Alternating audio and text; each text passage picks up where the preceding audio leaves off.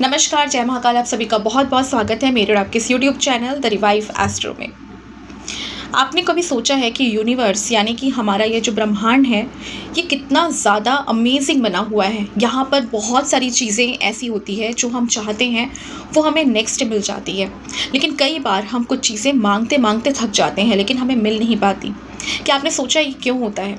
ये इसलिए होता है क्योंकि हमारे कुंडली में जब हम देखेंगे 12 हाउसेस होते हैं, उसमें से 11th नंबर जो हाउस होता है वो होता है फ्री विल का, वो होता है डिज़ायर्स का।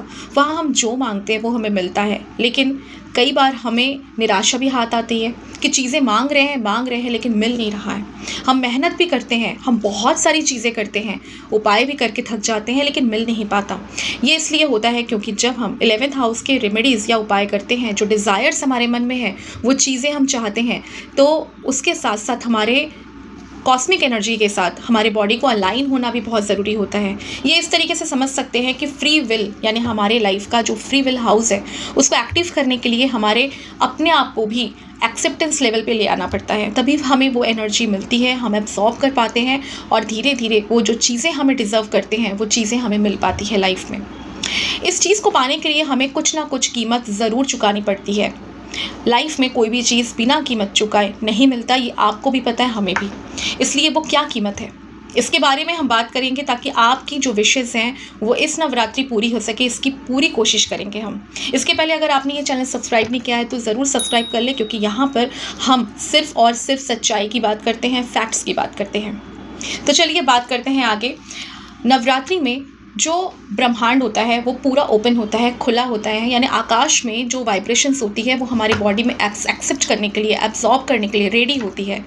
लेकिन इसको रेडी करने के लिए हमें अपने आप को तैयार करना पड़ता है। इस नवरात्रि में आपको कुछ ऐसे रिचुअल्स करने हैं जिससे कि आपकी कॉन्शियस लेवल एक्टिव हो सके और आप जो चीज़ें मांग रहे हैं वो चीज़ें आपकी पूरी हो सके।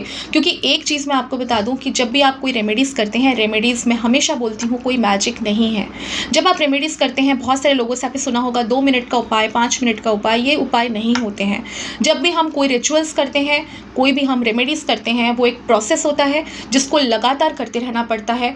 वो जब चैनलाइज होता है तब आपको रिजल्ट मिलते हैं। 2 दिन में, 4 दिन में आपको रिजल्ट नहीं मिल सकते। इस नवरात्रि में कॉन्शियस लेवल को बढ़ाने के लिए सबसे पहला काम आपको ये करना है कि आप जब भी व्रत रखें, आप फास्टिंग में हैं, उस समय आपको सिर्फ नाम के लिए फास्टिंग नहीं रखना कि सुबह आपने नहीं खाया, दोपहर को नहीं खाया, रात को आपने बहुत ज़्यादा खा लिया, या खाने के साथ साथ आपने बहुत सारे लोगों से गॉसिपिंग चालू कर दिया, लोगों की बातें निंदा करनी चालू कर दी, या फिर अनयूजुअल ऐसी बात जो आपके काम की नहीं है, उन चीज़ों को आप एब्जॉर्ब कर रहे हैं। आपको इस फास्टिंग के टाइम पे जितना हो सके आइसोलेट रहना है। आइसोलेट का मतलब है आपकी जो सेंसेस है, आपके आँख, आपके कान, आपके नाक, आपकी जो पूरी सेंसेस है, 5 सेंसेस आपको आइसोलेट रखनी है। आपके पास ऐसी कोई भी चीज़ें नहीं आनी चाहिए जो आपके कॉन्शियस लेवल को ख़राब करे। इस ड्यूरेशन में आपको जितना हो सके अपना ध्यान पूरा का पूरा चैंटिंग्स में, मंत्रों के जाप में और स्पिरिचुअल डेवलपमेंट में देनी है। अगर आप फास्टिंग रखे हैं या माँ की उपासना कर रहे हैं, इसका मतलब ये है भीड़ में भी आप अपने आप को बचा के रखें किसी भी टाइप के गॉसिपिंग से, किसी भी ऐसे डिस्कशन से, ऐसे लोगों से जो आपके कॉन्शियस लेवल को ख़राब करने आए हैं। इस तरीके से आप अपने आप को आइसोलेट रख सकते हैं भीड़ में होते हुए भी। दूसरी चीज़ आपको ये करनी है कि हर 9 दिनों तक हर सुबह यानी मॉर्निंग में आपको 1 अनार और 1 एप्पल, आप 1 अनार भी दे सकते हैं या एप्पल अनार दोनों एक साथ भी दे सकते हैं, माँ दुर्गा को ज़रूर चढ़ाएं।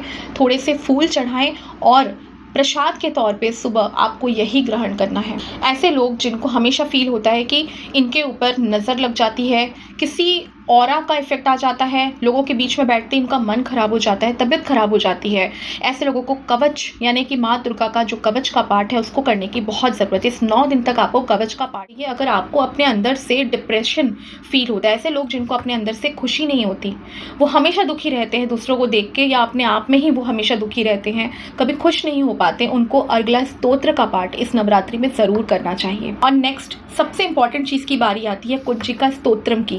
आपको कुंजिका स्तोत्रम का पाठ ज़रूर करना चाहिए अगर आप अपने लाइफ में स्टक हैं, आगे नहीं बढ़ पा रहे, अपॉर्चुनिटी नहीं आ रही, या फिर आपके जीवन में बहुत सारी मल्टीपल प्रॉब्लम्स है और अपने आप को आप कमज़ोर फील करते हैं। ऐसे में आपको कुंजिका स्तोत्रम का पाठ ज़रूर करना चाहिए।